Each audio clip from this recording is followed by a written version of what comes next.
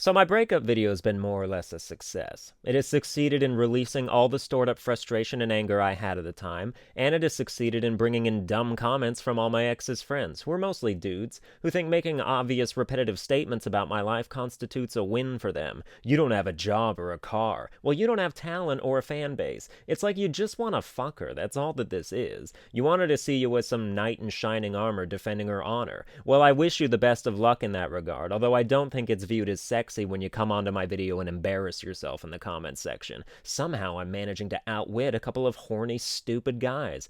But as aforementioned, my residual negative feelings about the relationship are gone, and I have achieved a state of zen. For those of you who would decry my actions, I have a little tiny corner of the internet where I'm free to say and do whatever I want to in my pursuit of catharsis. I'm not going to censor and bottle up a significant event in my life just because talking about it doesn't benefit everybody it involves. Then I wouldn't achieve anything. The Portland's Funniest Person contest was a few nights ago that I meant to talk about earlier before some other things happened. If you don't know, it's a stand-up comedy competition that takes place once a year at the Helium Comedy Club in Portland. I went on the 23rd, competing against 11 other comics in my round where the top 3 would move on. I didn't, once again. But this time I really believe I should have. My performance went really well. It was received really well. People laughed at all my jokes, not just some.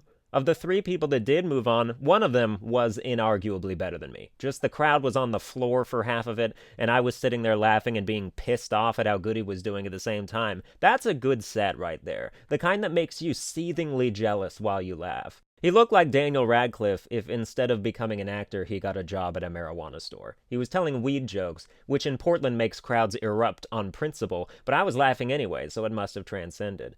I didn't really get to hear the other 2 that advanced because I was in the green room where the sound is muffled, but I really thought I could have easily taken any of those 2 slots. I was a mess the whole day of the contest. I'd been stress-eating cornbread for 6 hours and my body just shuts down before I have to perform. I'm kind of like Jesus in the way that I can turn water into poop, because I will shit 3 times a day for no reason those days and hate myself in the process.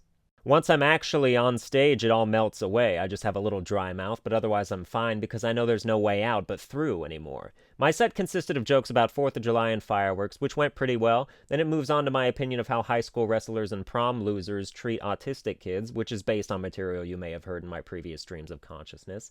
Then there's a couple of Mexican jokes that the crowd actually loved, and I was surprised pleasantly. Then I ended the show with a story about a substitute teacher named Miss Carriage that really tied the whole thing together. I think it was a great set, probably the first great set I've ever done on stage. All the others had been average to good, but this one stands out. I was just really proud of the jokes, and I got a bunch of compliments from other contestants on them. So warm and fuzzies, yay. Then I got home from the contest and proceeded to have a 3-hour texting battle with my girlfriend that ended in our breakup. It's nice how things go full circle.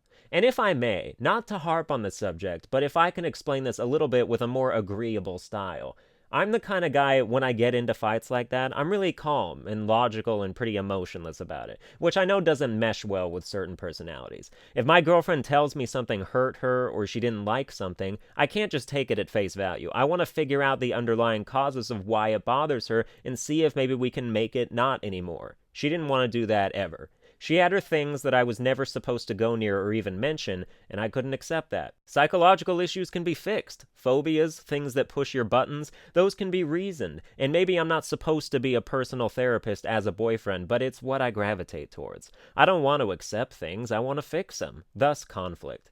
But it just means we both needed to find a different kind of person. So now I'm done with the subject, and I'll never bring it up again. That's going to do it for this episode. If you enjoyed it, you can like, share, and subscribe, and I'll see you guys next time.